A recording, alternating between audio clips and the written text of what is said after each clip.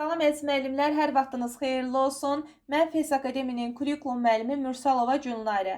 Bugündən etibarən sizə sertifikasiya üzrə hər gün bir vacib sualı izah edəcəm.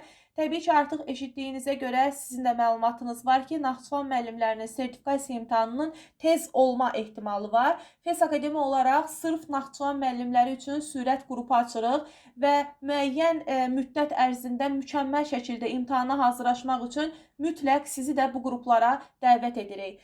Ödəniş və məlumat üçün 055 527 25 99 əlaqə nömrələrimizə mesaj yazıb ətraflı məlumat ala bilərsiniz. Gəlin baxaq sualımıza. Qeyd etdiyim kimi elə bir suallar izah olunacaq ki, bu dərslərdən mütləq sizə bir sual qarşınıza çıxacaq. Məhz bugün izah etdiyim sual fən kurikulumuna aid olan terminlərin təsviridir. Elə bir sertifikasiya imtahanı olmayıb ki, bu dərsdən orada bir sual olmasın. Yəni, mütləq şəkildə hər bir müəllimin bu mövzuda xəbəri olmalıdır, məlumatı olmalıdır. Müəllim şagirdlərə möcüzənin qiyməti hekayəsini oxutdurur. Daha sonra hekayəyə yeni epizodlar əlavə etməklə nəqli xarakterli mətin yazmalarını tapşırıq verir. Müəllim sinifdə hansı inteqrasiyanı reallaşdırır?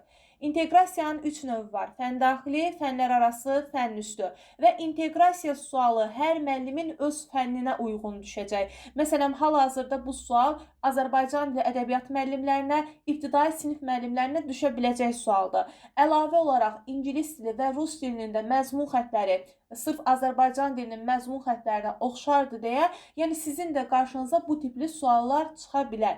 Riyaziyyat müəlliminin qarşısına Azərbaycan dilindən sual çıxmayacaq. Biologiya müəlliminin qarşısına fizikadan və yaxud da Azərbaycan dili ədəbiyyatdan sual çıxmayacaq.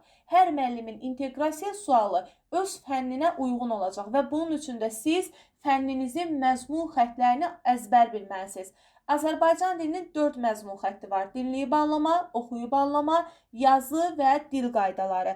Gəlin görək, müəllim hansı məzmun xəttlərindən istifadə etdi?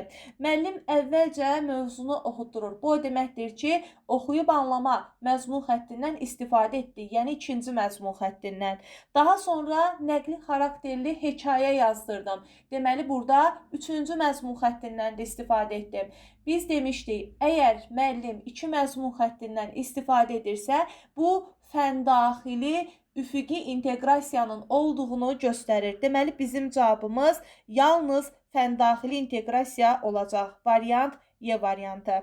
Belə dəyərli müəllimlər, videoları izləməkdə qalın. Ən vacib məlumatları short videolarında sizlərə təqdim edəcəyik. Sağ olun, salamat qalın.